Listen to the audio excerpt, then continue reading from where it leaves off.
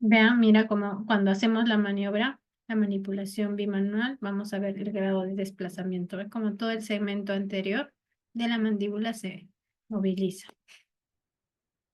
Y cuando vamos a ver,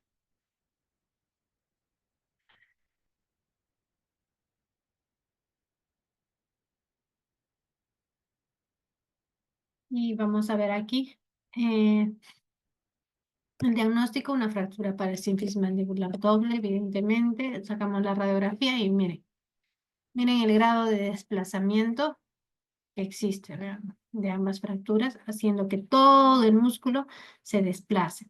¿Esto por qué se desplaza así tanto? Porque aquí tenemos insertado pues todos los músculos suprayoideos, gran parte. Entonces estos hacen que se vayan hacia abajo, mientras que los otros segmentos, aquí tenemos intacto el macetero, el pterigoideo, hacen que se eleve, ¿no? Entonces eso es evidentemente aquí un claro ejemplo de una fractura desfavorable. ¿Ya? Tenemos una fractura de parasínfisis mandibular doble compleja. Y aquí sí el tratamiento consta en dos etapas, ¿no? El tratamiento inmediato es una reducción cerrada más la reducción abierta más fijación interna con material de osteosíntesis. Lo que se realiza es esto. Vean, mira cómo se colocan los arcos de Erich. En este caso se opta no por las ligas, sino por el alambre para poder cerrar, porque es una fractura más compleja.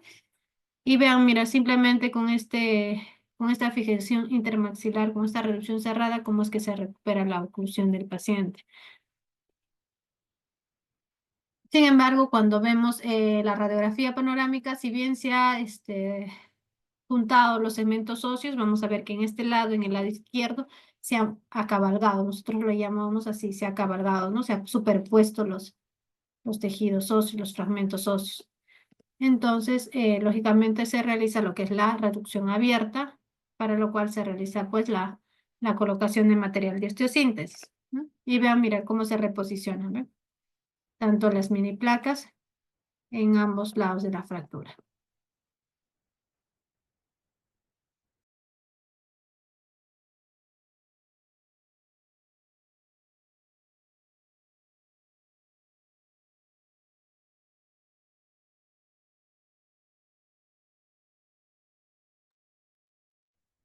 Vamos en el siguiente caso. En este caso también es un paciente varón de 26 años, paciente de Lima, en el cual nos refieren el motivo de consulta: me han roto la mandíbula y no puedo morder bien. Con un tiempo de enfermedad de 3 días, ¿no? Dice, paciente con antecedente de agresión por terceras personas refiere que hace 3 días, mientras caminaba por la calle, lo asaltan, recibe múltiples patadas, por lo que él pierde la conciencia y aparatosamente cae contra el pavimento. Lo llevan sus familiares hacia el hospital.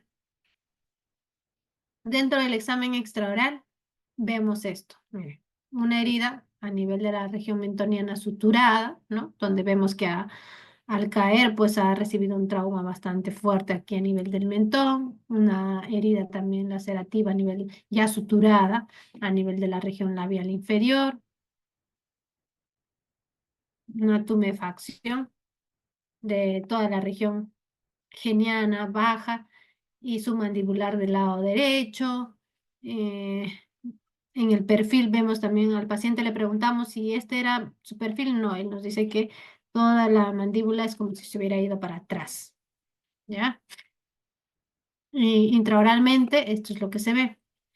Perdió algunos dientes, ¿no?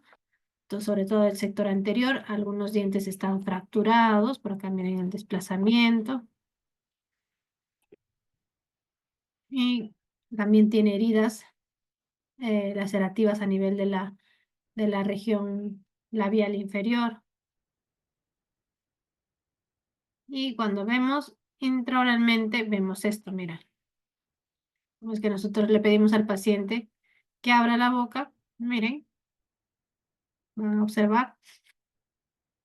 Abre la boca y miren, lo único que contacta que son atrás. Mira, tiene un contacto posterior y luego todo hacia adelante, todo está abierto. ¿Ven? Solamente contactan las últimas molares. De ahí hacia atrás, de ahí hacia adelante todo. Y también acá tenemos que se evidencia en la región anterior, se evidencia una movilidad, ¿no? Cómo se abren los segmentos óseos.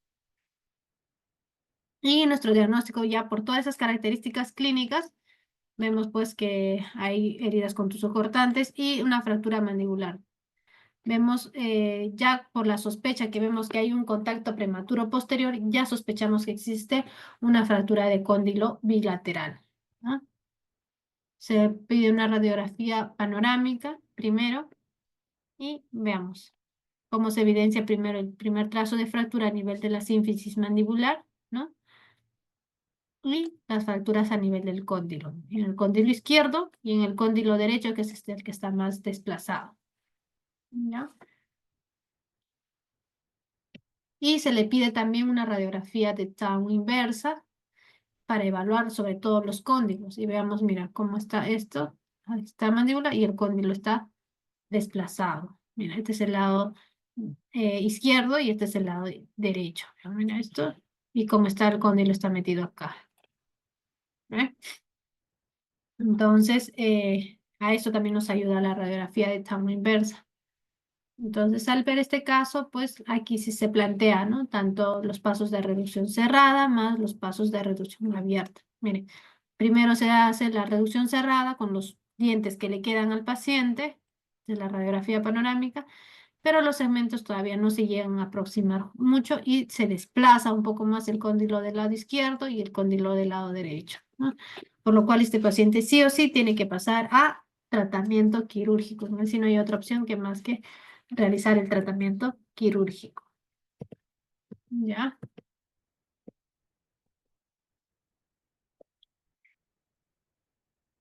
Y en él sí se coloca pues tanto las mini placas como los mini tornillos, tanto en la fractura de la sínfisis mandibular como en la fractura de cóndilo bilateral. ¿Ya? Vamos a abrir la otra diapositiva. Espera un minutito para continuar. Si por ahí tienen, hasta ahí tienen algunas preguntas, eh, con esto terminamos lo que es el tema de trauma.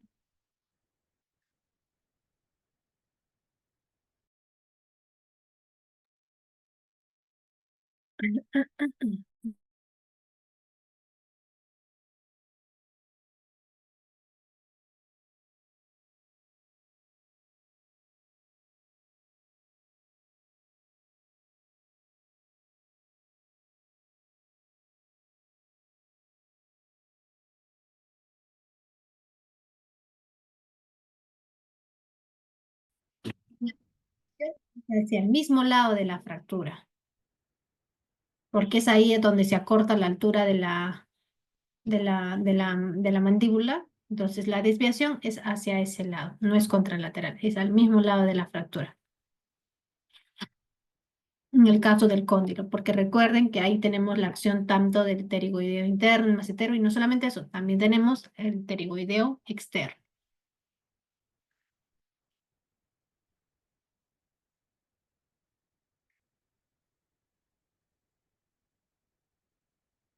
¿Alguna otra pregunta respecto a lo que es trauma?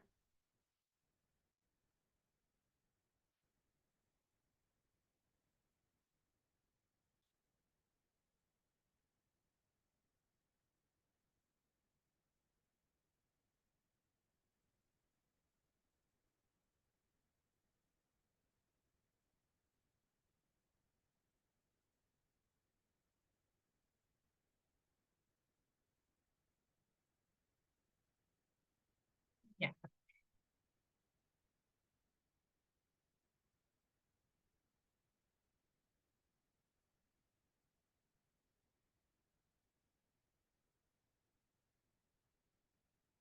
bien.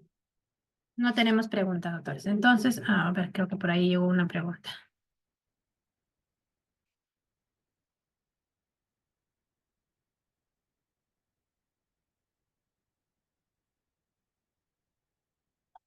Pero leo, ¿dónde está la pregunta?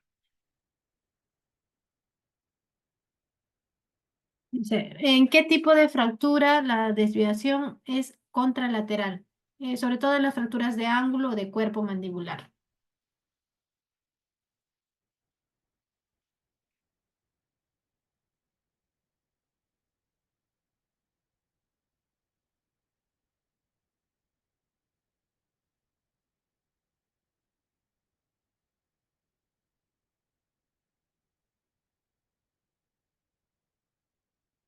Vamos.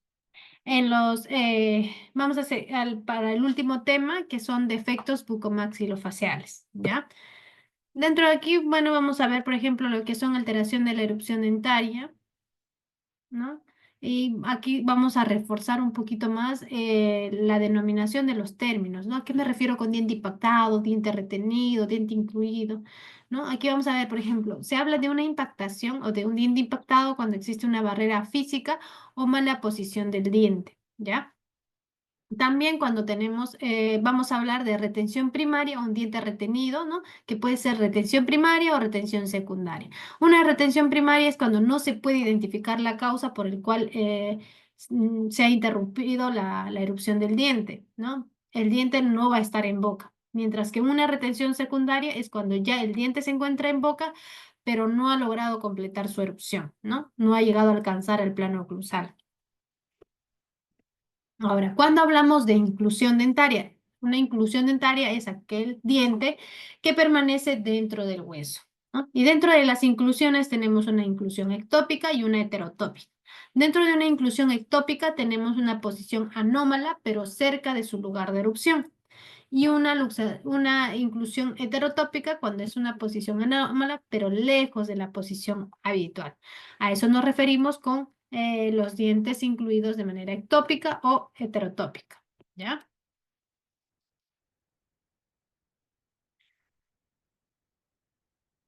Vamos. Los dientes supernumerarios. También vamos a tener alguna alteración en la cual afecta al número de los dientes, ¿no? Dentro de ellos vamos a ver los dientes supernumerarios. Los que aparecen con mayor frecuencia vienen a ser ambas.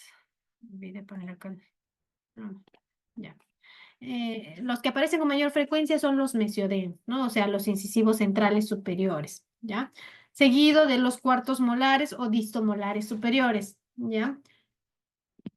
Seguido de ellos vamos a tener los paramolares, ¿no? Paramolares o por detrás del primer molar o del segundo molar superior, ¿no? Luego, en el maxilar inferior tenemos los que mayormente aparecen son los premolares inferiores, y luego de ahí ya le sigue con menores proporciones a los incisivos laterales superiores, a los cuartos molares inferiores, a los incisivos centrales inferiores, y casi ya no muy frecuente se observan los premolares superiores, los caninos y los incisivos laterales inferiores en última posición. Entonces, ¿cuál es el diente que aparece con mayor frecuencia como diente supernumerario? Son los mesiodens. Y en el grupo de los dientes inferiores, ¿cuál es el que aparece con mayor frecuencia? Los premolares inferiores. Eso hay que tener en consideración, ¿ya? Luego vamos a hablar pues de lo que son las fisuras faciales y las disostosis, ¿no? Sabemos que dentro de las fisuras orofaciales más comunes de poder observar son las fisuras del labio y paladar, ¿no? Los LPH, las fisuras labio alveolo-palatinas, ¿ya? Sabemos que la formación tanto de los labios, la nariz y el paladar, y esto lo van a ver en embriología, se va a dar de la quinta a la 10ª semana de vida intrauterina, ¿ya? Entonces, es ahí donde se forman a través de los procesos frontales, los procesos maxilares, se van a formar lo que es los labios, la nariz y el paladar. Entonces, ¿existe aquí alguna alteración genética o influenciada por algún factor ambiental que puede alterar este cierre de estas fisuras y condicionar pues la fisura labio-alveolo-palatina? ¿Qué puede ir? Pues esto lo que debería ser de una manera correcta, puede presentarse una fisura labial unilateral, o también puede condicionar una fisura labial, alveolar y del paladar, ¿no? Existen también las fisuras labiales bilaterales, ¿no? Existen las fisuras palatinas aisladas y existen las fisuras ya un poco más complejas, ¿no? Fisura labial, alveolo-palatina y que comprometen hasta la úvula del paciente, ¿no? Y pueden ser también, y en casos mucho más severos, lo que es una fisura bilateral, ¿ya? Otras fisuras faciales, aparte de la fisura alveolo-palatina, Tessier nos habla de este tipo de fisuras que se pueden dar en el desarrollo del proceso frontal, en el proceso nasal, ¿no? Eh, que lo va a catalogar él por numeraciones, ¿no? Que se va a desarrollar en el desarrollo de la cara, que se pueden presentar en cualquier tipo de proceso alguna fisura, ¿no? Y en el tema de las disostosis. Dentro de las disostosis vamos a evidenciar, por ejemplo, la microsomía hemifacial, que quiere decir un solo lado de la cara va a ser un poco más pequeña, ¿ya? ¿Por qué? Porque no se ha desarrollado completamente, ¿no? Y estas lesiones, lógicamente, si vamos a embriología, van a ser por lesiones derivadas del primer y segundo arco branquial. Y pueden ir desde un estadio de microsomía cero, de tipo 1, de tipo 2, de tipo 2B y la de tipo 3, que es la más severa, ¿no? Entonces aquí vamos a ver, por ejemplo, mira cómo es que un lado de la cara, en este caso el lado izquierdo, no se ha completado de desarrollar, que incluye todo, ¿ah? Incluye el proceso frontal, malar, maxilar, mandíbula y ocular, ¿ya? Ahora, también tenemos algunos síndromes que pueden causar disostosis. Por ejemplo, son el síndrome de Goldenhar. El síndrome de Goldenhar está caracterizado por una disostosis otomandibular, o sea, de oído y de mandíbula, ¿no? También se le denomina un síndrome facio-aurículo-ventricular porque eh, determina todo este síndrome afecta tanto a la cara y tanto al corazón, que también cómo se manifiesta con microtia, ¿no? No se desarrolla lo que es el oído o la oreja. Existe una hipoplasia mandibular, existen malformaciones vertebrales y a diferencia de la microsomía hemifacial, el síndrome de Goldenhar es bilateral, ¿ya? También vamos a tener el síndrome de Treacher-Collins, en el cual va a existir también una disostosis mandibulofacial, ¿ya? Esta va a ser también una anomalía simétrica y bilateral, o sea, afecta a ambos lados de la cara. Esto se caracteriza porque existen hendiduras palpebrales, ¿ya? Como ven acá, son hendiduras palpebrales, también llamadas colobomas del párpado inferior. No se desarrolla el malar, por lo cual existe una hipoplasia malar. Hay malformación del pabellón auricular, no se forma bien la oreja. La inserción de la línea pilosa, existen anomalías y también existen ausencia de pestañas en el tercio medio del párpado inferior. ¿Ya? Asimismo, tenemos otro síndrome que es la secuencia de Pierre-Robin, la cual nos va a caracterizar por micrognatia, ¿ya? No se desarrollan los maxilares, ¿no? Lo cual, el no desarrollarse la mandíbula, tener la mandíbula pequeña, hace que la lengua sea más voluminosa y se posicione hacia atrás, produciendo esto, llegando a producir o puede llegar a producir una obstrucción respiratoria, ¿ya? Porque hay una hipoplasia mandibular, ¿no? En estos casos, por ejemplo, estos pacientitos de lo que tienen una micrognatia, una hipoplasia mandibular, se le puede colocar fijadores externos y mediante la distracción osteogénica que se hace, se fractura la mandíbula a nivel del cuerpo mandibular y con estos fijadores, con estos distractores, perdón, se hace crecer el hueso de la mandíbula, ¿ya? Y por último vamos a ver el tema de las craniosinostosis. Aquí me van a dar un ratito, unos 5 minutitos, por favor, una pequeña pausa, unos 5 minutitos para poder continuar con la craniosinostosis, ¿ya? Si van teniendo preguntas, me la van dejando, por favor.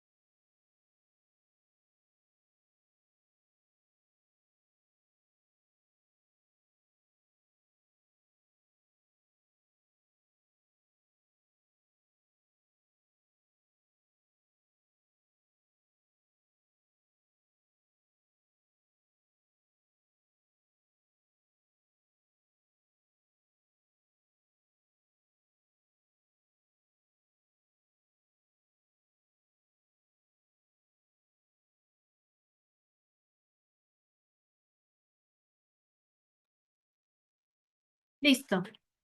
Listo, doctores. Reiniciamos con el tema de qué es craneosinostosis, ¿ya? En el ítem de defectos bucomaxilofaciales, ¿ya? Dentro de las craneosinostosis vamos a tener craneosinostosis sindrómicas y no sindrómicas, ¿ya? Dentro de las no sindrómicas, primero, ¿no? ¿Qué es una craneosinostosis? Es el cierre prematuro de una o más suturas craneales, ¿ya? Dentro de las no sindrómicas tenemos la escafocefalia, la trigonocefalia, la plagiocefalia, la oxicefalia y la braquicefalia. Van a tener esta denominación por el tipo de sutura que se cierra prematuramente. Y tenemos también las sindrómicas, en la cual vamos a hablar del síndrome de Cruzón, de Apert, ¿ya?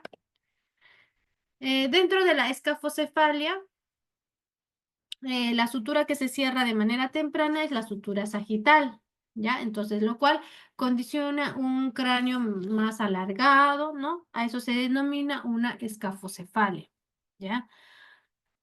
Ahora, también tenemos una trigonocefalia. Se denomina trigonocefalia cuando la sutura mectópica es la que se cierra de manera prematura, ¿no? Lo cual condiciona como un cráneo en forma triangular hacia adelante. Y a esto se denomina, como les decía, la trigonocefalia. Luego tenemos la braquicefalia. La braquicefalia es cuando se cierra por completo la sutura coronal bilateral, ¿no? Entonces, lo cual nos va a dar un cráneo más achatado, ¿no? A eso se denomina la braquicefalia. Y cuando solamente se cierra un solo lado de la sutura coronal, ¿no? La sutura coronal unilateral, nos va a dar lo que es la plagiocefalia, ¿no? Un cráneo asimétrico, aplanado de un solo lado, ¿ya? Y dentro de las craneosinostosis sindrómicas, vamos a hablar uno del síndrome de Cruzón, en la cual va a haber una sinostosis craneofacial, ¿no? Cierre de, de la sutura, sobre todo la sutura coronal, por lo cual se produce una braquicefalia, un cráneo más achatado, más ancho y achatado, ¿no? ¿Qué otra característica tiene el síndrome de Cruzón? Que tiene una nariz en gancho, ¿ya? Vean, ¿ve? Una nariz en gancho. No se desarrollan los maxilares, existe una hipoplasia maxilar y existe hipertelorismo. ¿Qué quiere decir? La distancia entre los ojos es bastante amplia. A eso se denomina un hipertelorismo. Y los ojos saltones, ¿no? A eso se denomina los exoftalmos, ¿ya? Y dentro del síndrome de Apert vamos a tener que se puede condicionar la acrocefalosindactilia, ¿ya? También se va a condicionar el cierre de la sutura coronal, por lo cual se da una braquicefalia.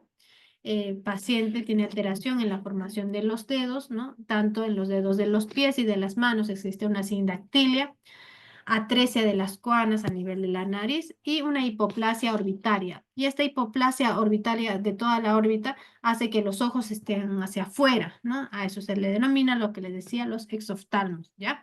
Pero en este caso se da por una hipoplasia orbitaria. Y bueno, hasta ahí llegamos con el tema de defectos bucomaxilofaciales.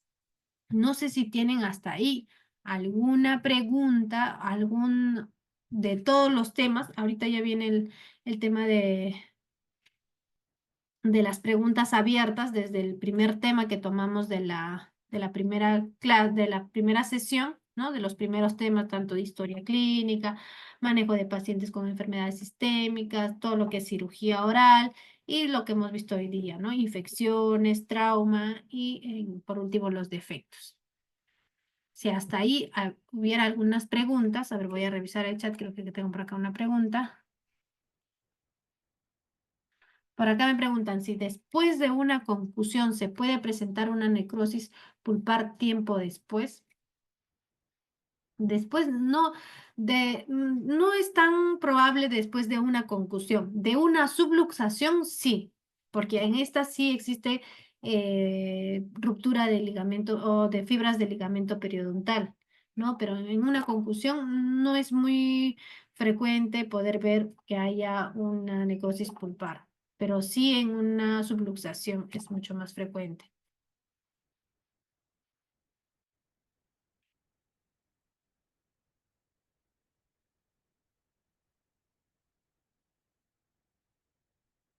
Si tuvieran algunas preguntas, para que las hagan llegar a través del chat, ¿ya?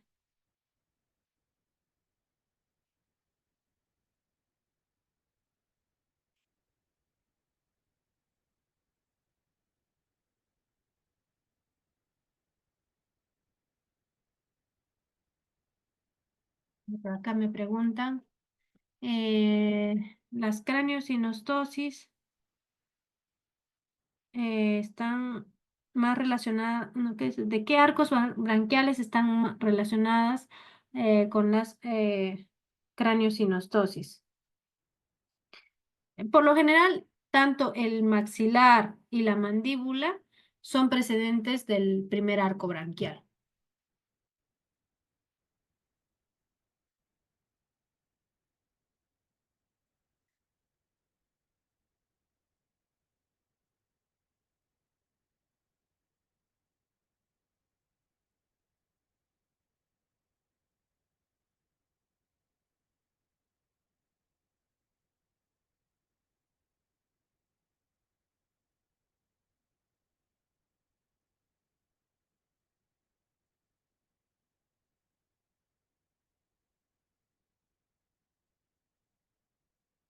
¿Alguna otra pregunta, doctores?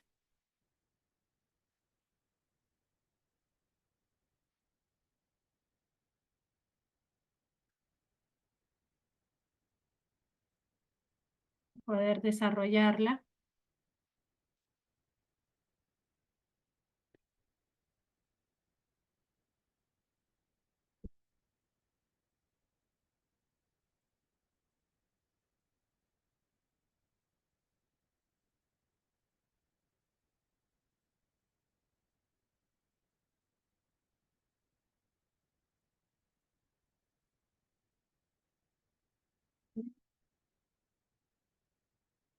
Un ratito por acá para poder hacer el repaso final.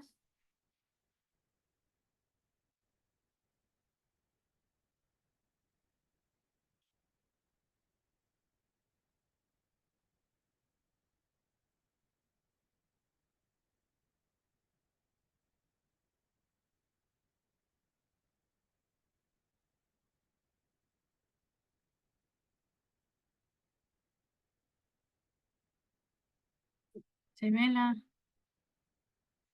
espérenme.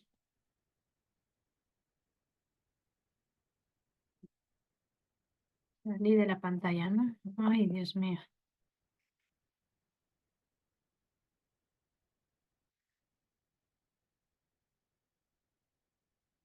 Por último, vamos a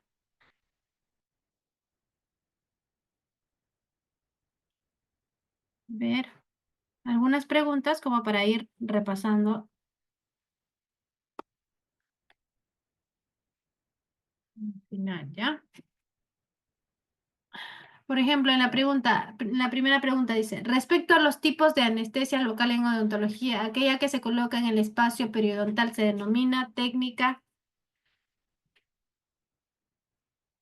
Esto es para ir viendo, he escogido algunas preguntas como para ir repasando ya todo.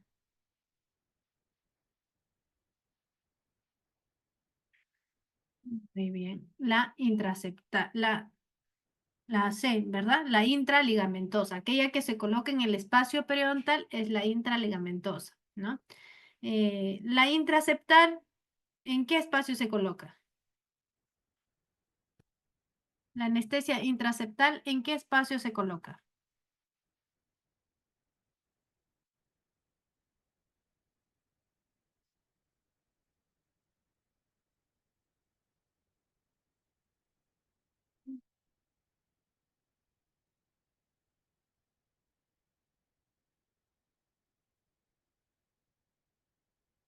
Ya, decíamos aquí que la respuesta en la pregunta número 65 es la anestesia intraligamentosa, ¿no? Teníamos que la anestesia subperióstica es la que se va a colocar debajo del periósteo. La intraósea va a ser dentro del hueso. Y la intrapulpar va a ser dentro de la cámara pulpar, en la pulpa del diente, ¿verdad? Y la intraseptal viene a ser que se coloca en el septum óseo, o sea que es lo mismo que una anestesia infiltrativa intraósea, ¿ya? Por ahí muchos a veces se confunden intraseptal con intraósea, es lo mismo, ¿ya? Siguiente pregunta. Con respecto a la jeringa metálica de tipo cárpule, ¿qué podemos señalar? ¿Se puede señalar qué?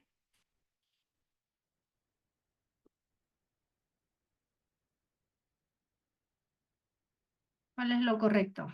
La A, la B, la C, la D. La primera alternativa dice, no permite el cambio de la aguja para cada paciente, imposible, ¿no? O sea, se tiene que usar la aguja para cada paciente, así que sí permite el cambio de aguja para cada paciente. La B, su limpieza y esterilización son difíciles, nada que ver como cualquier otro instrumento odontológico. No permite la aspiración mediante la tracción del émbolo. Toda jeringa metálica tipo cárpule, sí o sí, tiene que tener émbolo. Hay algunos modelos que no tienen, que no permiten la tracción del émbolo, pero, perdón, tienen que tener arpón, me estoy confundiendo. Toda la, todas las cárpules, la mayor recomendación es que tengan arpón. ¿Para qué? Para que nos permitan la tracción del émbolo, ¿no? Hay algunos modelos que vienen sin este arpón, pero no se recomienda usarlas. Lo que sí es recomendable es que nuestra jeringa de tipo cárpule tenga un arpón para que nos permita la tracción del émbolo. La alternativa E nos dice que el cambio del cartucho es sumamente difícil. Tampoco, ¿no? Entonces, lo que es correcto es que la infiltración anestésica es bajo presión manual. Esa está la correcta, ¿ya? La alternativa D es bajo presión manual. Y ojo que hay que hacerlo con delicadeza, o sea, despacio, ¿no? Al ser con presión manual, si nosotros lo hacemos muy fuerte y tenemos aire comprimido en nuestro cartucho de anestesia, podemos condicionar un enfisema subcutáneo, lo que no queremos, ¿ya? Siguiente. La técnica infiltrativa para anestesiar los molares inferiores no está indicada debido a...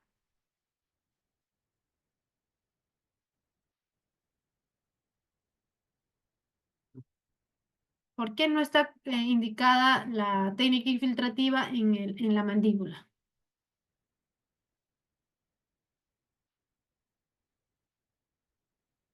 Correcto, ¿no? Por aquí nos dice, por ejemplo, a la posibilidad de parestesia del nervio mentoniano, ¿no? Pues si queremos anestesiar a nivel de las molares inferiores, no tenemos por qué irnos hacia el nervio mentoniano. Al riesgo de lesionar el nervio dentario inferior, tampoco, porque vemos que esto está dentro del canal y para llegar al canal tendríamos que perforar el hueso, no se logra. La dificultad del acceso, una técnica infiltrativa es fácilmente realizable.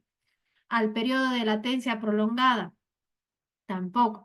La ausencia de foraminas en la cortical. Recuerden que la mandíbula, a diferencia del maxilar, no tiene foraminas en la cortical. Su cortical es bastante densa, a diferencia del hueso maxilar, que es bastante esponjoso.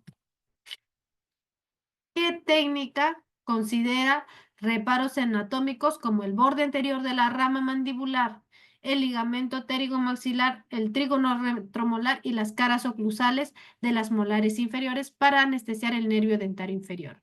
Nuestra técnica troncular. Mira, aquí nos hablan, yo les hablaba solamente de dos reparos anatómicos, el borde anterior de la rama y, y las caras oclusales. Aquí en esta pregunta se suma tanto el ligamento pterigomaxilar como el trígono retromolar. El trígono retromolar con el ligamento pterigomaxilar hace que en la zona retromolar se forme como un triángulo. Ojo que este no es visible en todos los pacientes. ¿Ya? En algunos pacientes, ustedes van a ver cuando el paciente abra bien la boca, se va a formar como un triángulo. Ese triángulo está formado por el ligamento pterigomaxilar y el trígono retromolar. Entonces, cuando tengamos esta visualización de este triángulo, es mucho más fácil referirnos o sea, referenciarnos, ¿no? es justo en el centro de ese triángulo que se forma, es donde debe ser el lugar de la punción, ¿ya?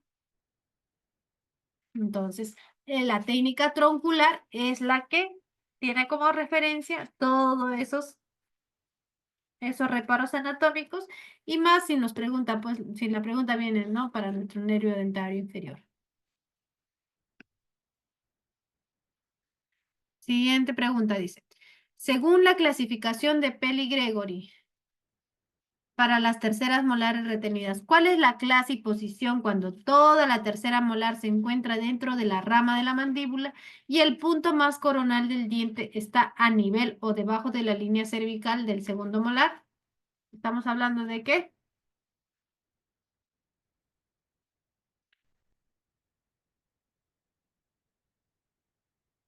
¿De?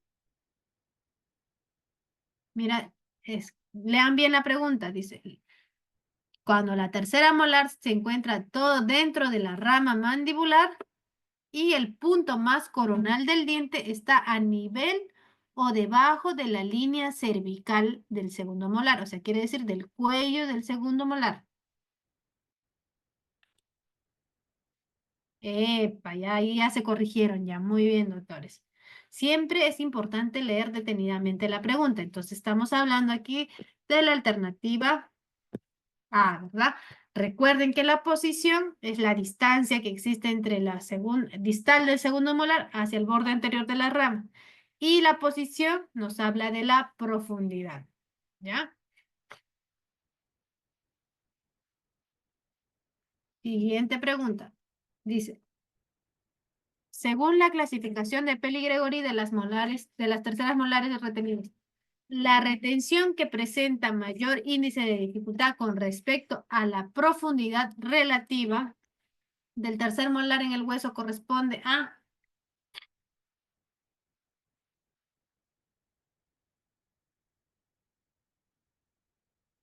la alternativa D. Acá lo ideal sería que diga acá posición A, posición B y posición C, ¿no? Eso sería lo ideal. Aquí en este examen, la redacción de este examen lo han catalogado todo como clase.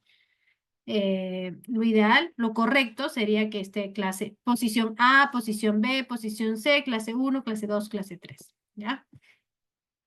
Después, siguiente pregunta. En la clasificación de las terceras molares, la que toma como referencia el eje longitudinal y tanto la relación espacial, la angulación y la clasifica en mesioangular, disto, vertical, horizontal, corresponde a la clasificación de Winter. ¿Qué es Newman? Porque aquí vemos tanto las clasificaciones para terceras molares son la de Winter y la de Peli-Gregory, ¿no? La que toma como referencia el eje longitudinal del segundo molar y la angulación es la clasificación de Winter. Aquí la alternativa correcta es la de Winter, ¿no? Pero ¿qué es Newman? ¿Qué es Wasmund? ¿Qué es Peterson? Newman es un colgajo, ¿verdad? Un tipo de colgajo, muy bien. Y Wasmund también viene a ser un tipo de colgajo. ¿Ya? Y Peterson sí hace una clasificación de terceros molares, pero sobre todo para la complejidad. Y toma en cuenta a estos dos, tanto a la clasificación de Winter como la de Peli-Gregory, para determinar el índice de dificultad de las cirugías o los procedimientos quirúrgicos o las exodoncias de los terceros molares. ¿Ya? ¿A qué se denomina pericoronaritis?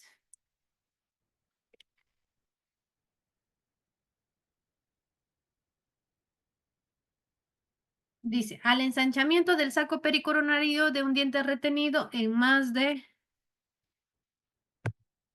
Ay, no puedo leer esto.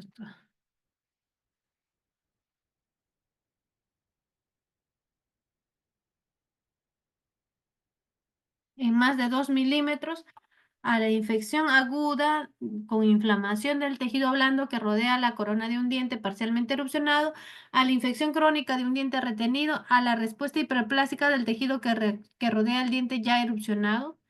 La alternativa correcta viene a ser la alternativa B. Muy bien. A la infección aguda con inflamación del tejido blando que rodea la corona de un diente parcialmente erupcionado. ¿Ya? Un paciente se presenta a la consulta con una pericoronaritis de un tercer molar. ¿Cuál sería el tratamiento de elección? La alternativa A dice lavajes, antibióticos, analgésicos, extracción de la pieza en la etapa subaguda. Segundo dice lavaje tópico con ácido tricloroacético, medicación antibiótica y analgésica. La C dice lavajes, antibióticos, liberación quirúrgica, descapuchonaje. La D dice lavajes, medicación antibiótica y analgésicos y controles a distancia. ¿Cuáles crean que es la solución? Por acá están entre la A y la C, ¿verdad?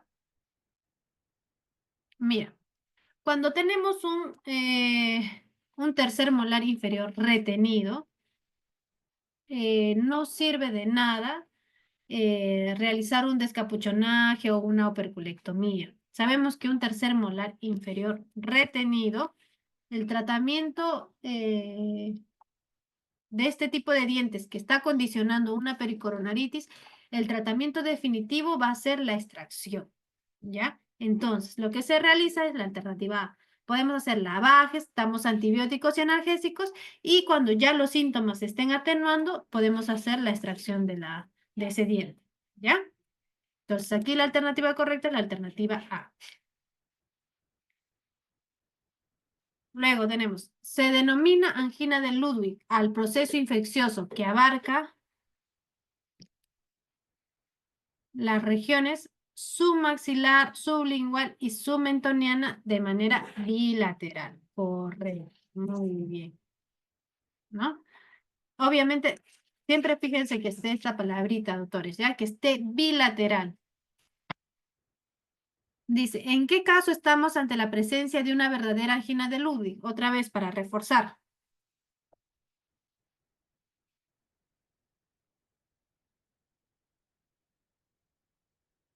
¿Qué alternativa? Nuevamente, la alternativa,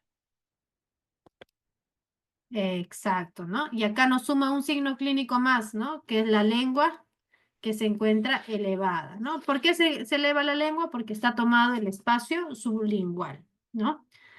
Y por último, ¿cuál es el tratamiento de la angina de Ludwig?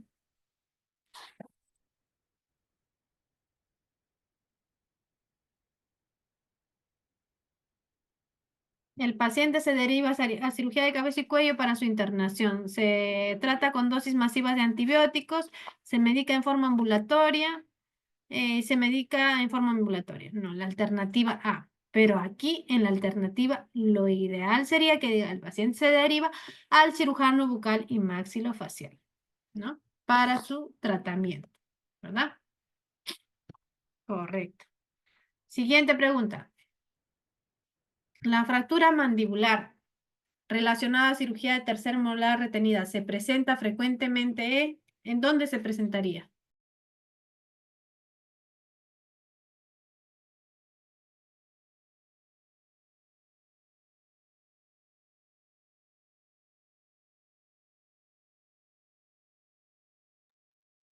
Bien, correcto. En el ángulo mandibular, ¿no? Dice aquí, un paciente de sexo masculino acude a la consulta con una alteración de la función masticatoria producida por una caída. Al momento de la evaluación se aprecia un desplazamiento simétrico de la mandíbula hacia atrás y con separación entre los dientes superiores e inferiores en la región de los incisivos y premolares. El desplazamiento se manifiesta con contacto dentario posterior y mordida abierta anterior. ¿Cuál será el diagnóstico clínico? Justo del caso del que vimos. Una fractura subcondilar bilateral, ¿no? La alternativa C, doctores. Correcto, muy bien. Siguiente pregunta. ¿Cuál es la indicación para una fractura mandibular parasinficial acompañada de una fractura de cóndilo contralateral?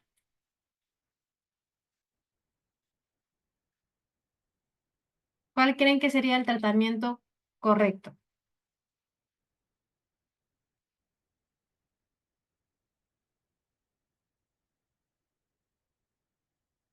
Aquí no hemos hablado mucho, por ejemplo, del tratamiento de fracturas, el tratamiento alternativo de fracturas de cóndilo, ¿ya?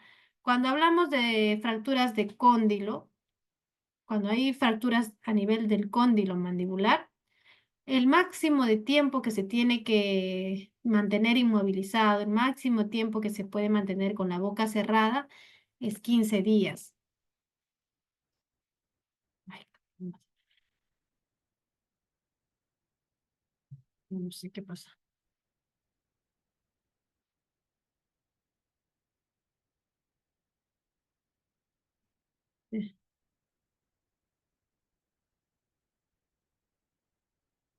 Máximo de días que nos permite para una fractura de cóndilo. Máximo podemos mantener la boca cerrada al paciente por 15 días. Si lo mantenemos más tiempo cerrado, podemos condicionar una anquilosis. En este caso, pues se recomienda una reducción con bloqueo intermaxilar por 15 días. ¿Ya? ¿Qué más? Un paciente se presenta a la consulta con fractura de cóndilo. ¿Dónde recibió más probablemente el golpe? En el mentón, ¿no? Justo este tipo de fracturas son el tipo de fracturas indirectas, ¿no? El cual recibe el golpe en el mentón y el área que se fractura viene a ser el cóndilo mandibular, ¿no? Bueno, doctores, con eso estamos finalizando. Si tienen alguna otra duda o pregunta, tenemos algunos minutos. Si tuvieran alguna otra pregunta, podrían hacerla para ya, si no, dar por finalizada nuestra sesión, ¿ya?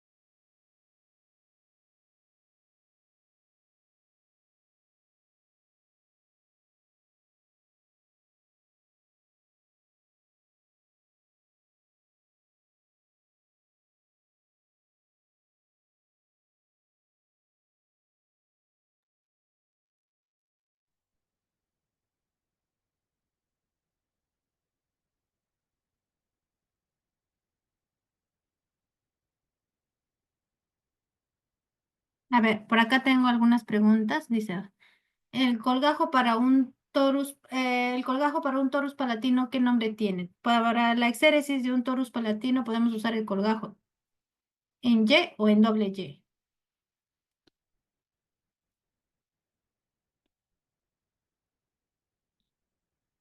Ya, por acá me dicen aclararme los términos de dehiscencia. Dehiscencia quiere decir cuando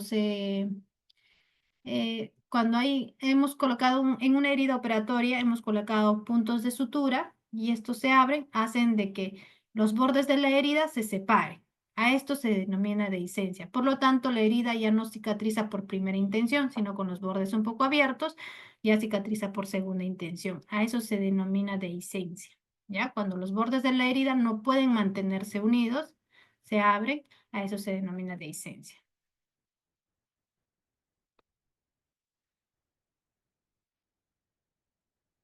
Dice, algunos alcances de tratamientos en traumatismos dentarios en dentición decidua. En dentición decidua, sobre todo en el caso de luxaciones, ¿ya?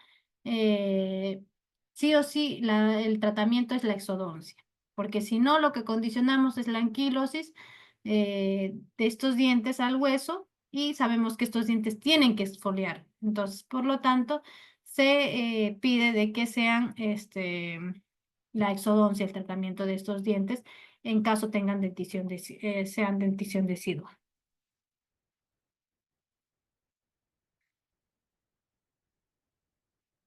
Si nos puede facilitar guías de manuales de fertilización paso a paso en caso de estabilización de fracturas. No tengo una guía, pero podría pasarles el link de los videos, porque sí existe en YouTube, he visto algunos canales de algunos cirujanos que han desarrollado la técnica de fertilización, sobre todo la más usada, ¿no? La que usamos con los arcos de Erich.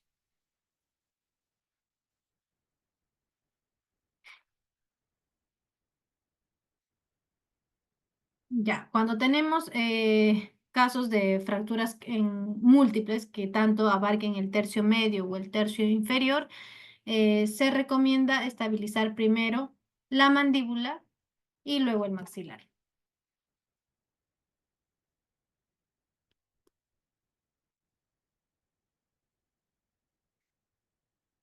para devolver. O lo otro que se hace, mira, cuando es el tema de trauma panfacial, a veces no solamente está el tema de la maxila y la mandíbula, sino el tercio superior también. A eso se denominan fracturas panfaciales. De ahí, para el tratamiento de fracturas panfaciales podemos seguir de arriba hacia abajo, o sea, tercio superior, medio e inferior, o de abajo hacia arriba, mandíbula, maxilar y tercio superior. O también hay otra corriente que es de afuera hacia adentro, ¿no? O sea, de los lados hacia el centro de la cara. Entonces, cualquiera de estas que tomemos, cualquiera de esta decisión, podemos sumar. Ahora, lo otro que se hace es bien evaluando cada caso, ¿no? ¿Qué fractura está más compleja? Si nuestra maxilar nos permite dar mayor estabilidad a nuestra mandíbula, entonces primero realizamos el maxilar que la mandíbula.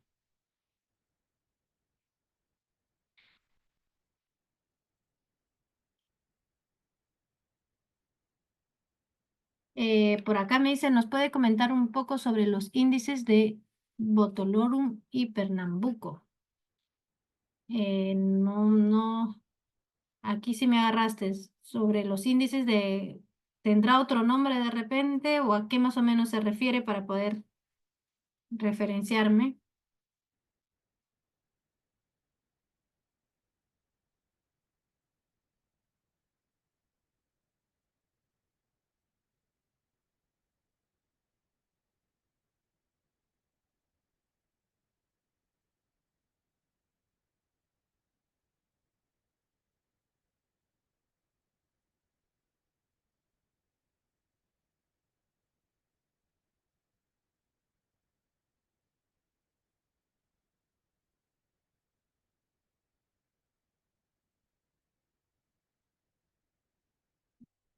Fracturas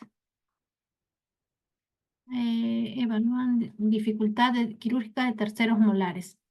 No he valorado la dificultad de Gebotolurum y Pernambuco, no tengo, no lo he revisado, tendría que revisarlo para poder más o menos explicárselos sobre si me dices que es índice de dificultad quirúrgica de terceros molares. Y por acá me preguntan si las fracturas de Lefort las veremos en otra clase. No lo hemos catalogado la fractura de Lefort. Espérenme un ratito, pero tengo por acá justo para ya con eso cerrar, tengo una diapositiva de fractura de Lefort. Espérenme, espérenme. Creo que está aquí.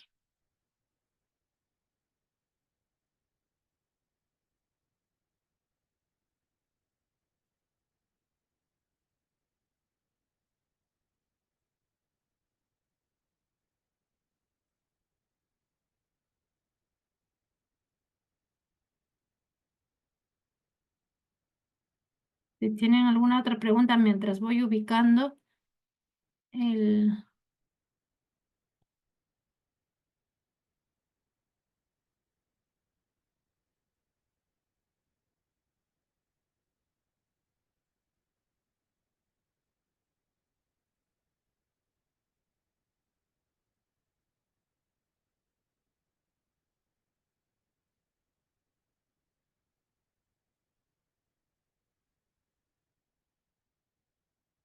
Listo.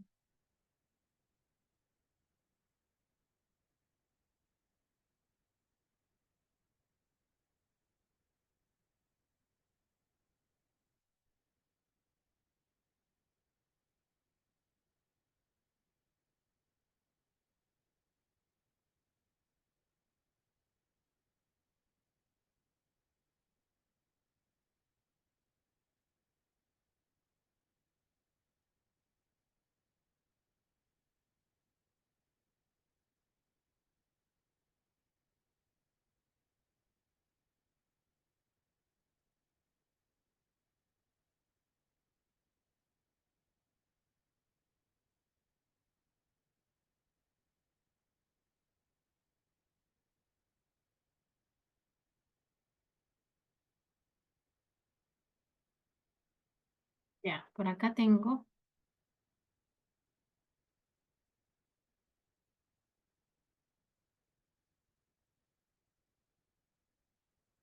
Sí.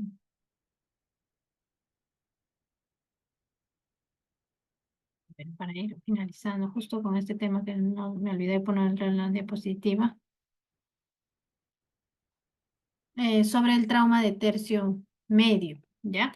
Las fracturas de tercio medio facial afectan tanto a los que forman, ¿no? El tercio medio facial, el hueso maxilar, el hueso cigomático y el complejo naso-orbitoetmoidal.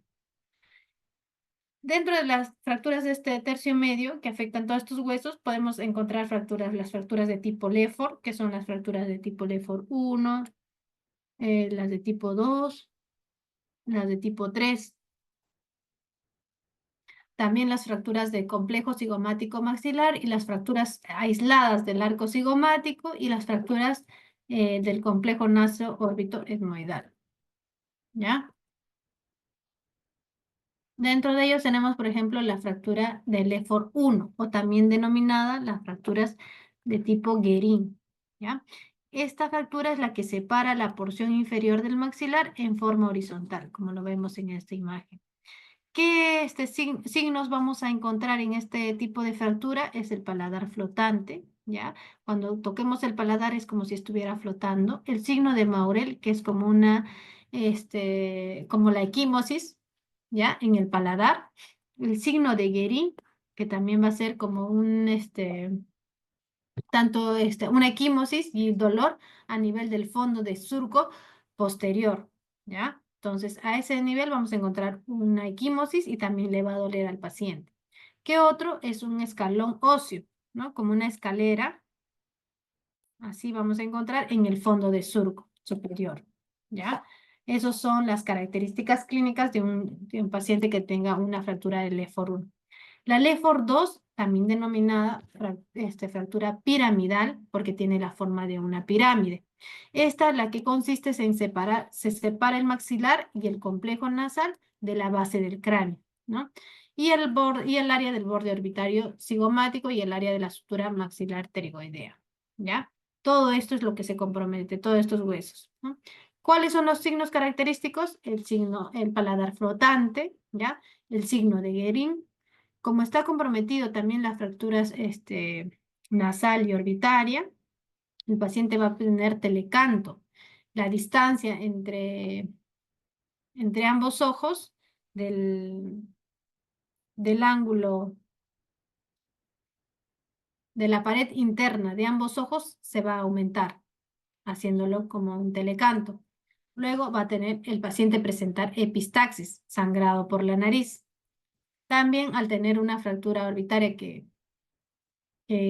compromete el canto interno del ojo, el paciente va a presentar epífora, que quiere decir lagrimeo, ¿ya?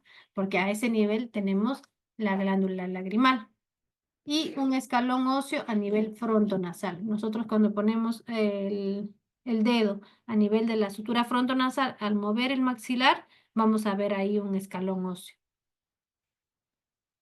Y luego, por último, tenemos la Lefort 3, que también se denomina la disyunción craneofacial, en la cual se separan todos los huesos de la cara de la base del cráneo, ¿ya?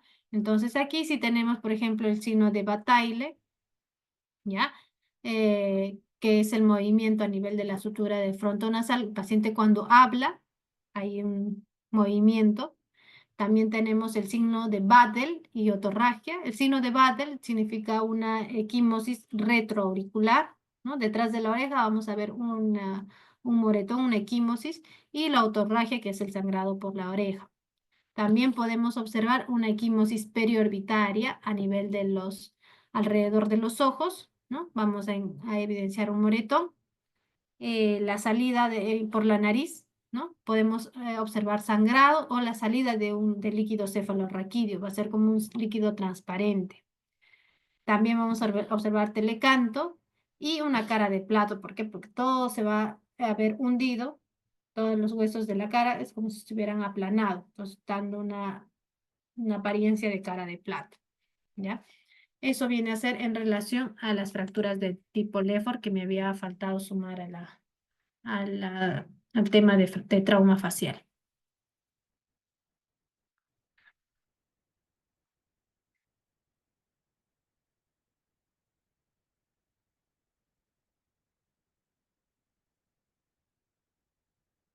Por aquí me piden que veamos el tema de las arbotantes. A ver, déjame ver si tengo las arbotantes.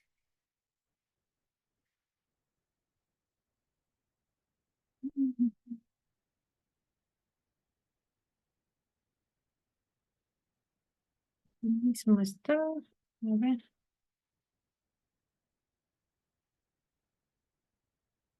aquí está.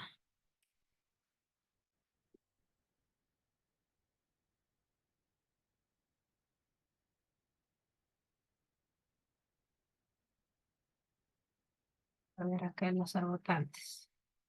Justo están acá también.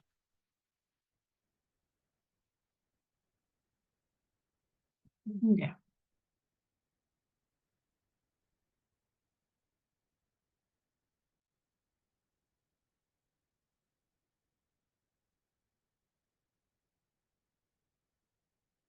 ¿dónde está? Se me perdió.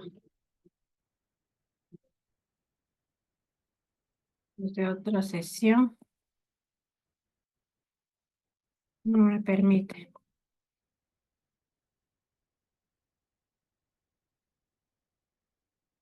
Acá está.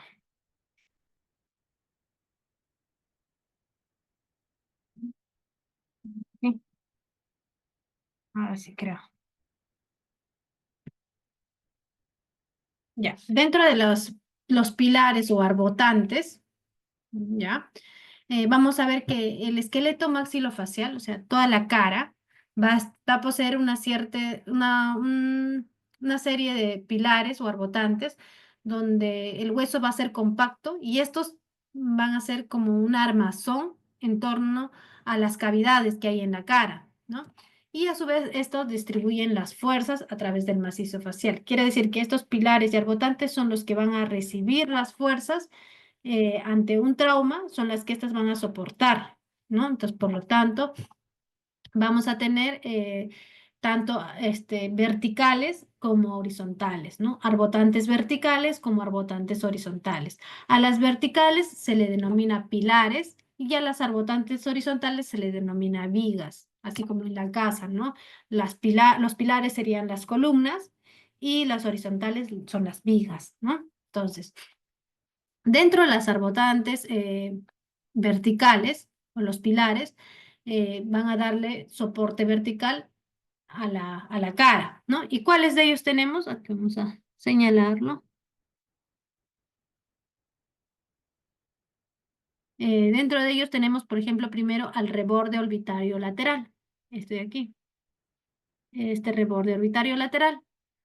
Y también el reborde orbitario medio, ¿no? Reborde orbitario medio, reborde orbitario lateral, ¿no?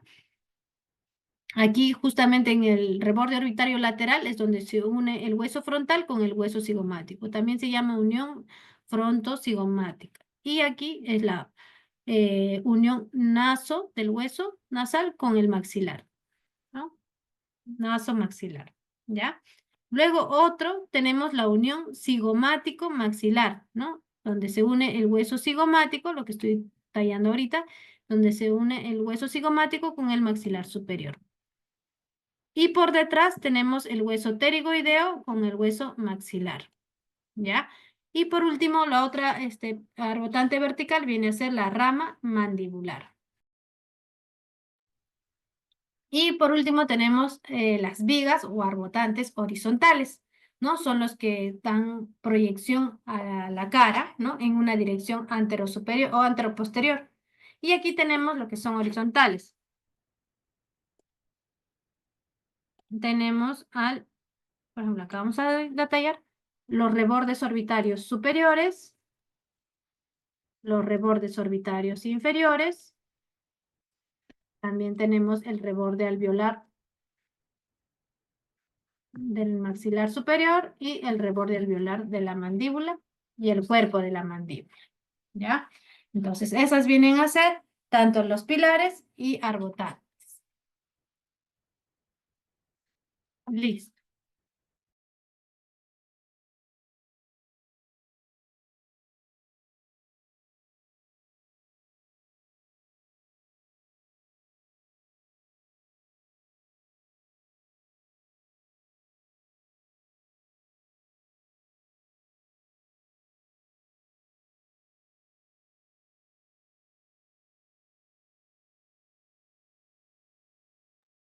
Bien, doctores, si hasta ahí tuvieran alguna otra pregunta o si no ya para dar finalizada, con eso hemos completado la parte de trauma que nos había faltado colocar.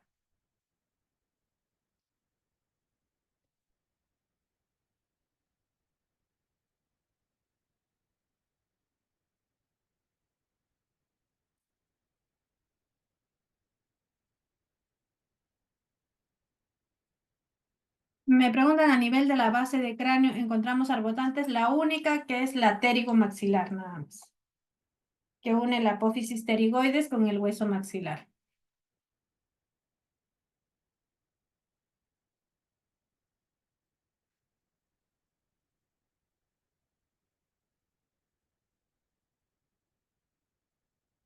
Listo, doctores.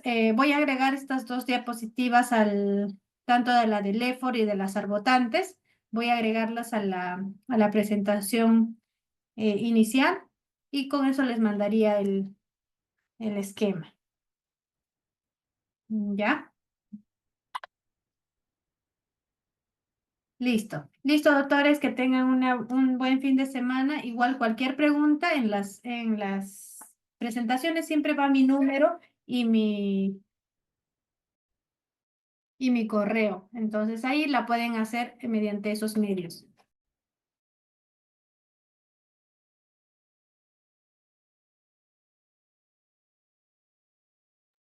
Listo, doctores. Buenas tardes. Que tengan un excelente fin de semana y cualquier cosita ahí estamos. Muchas gracias. Gracias, Eric, también. Vamos a dar por finalizada la sesión. Buen día.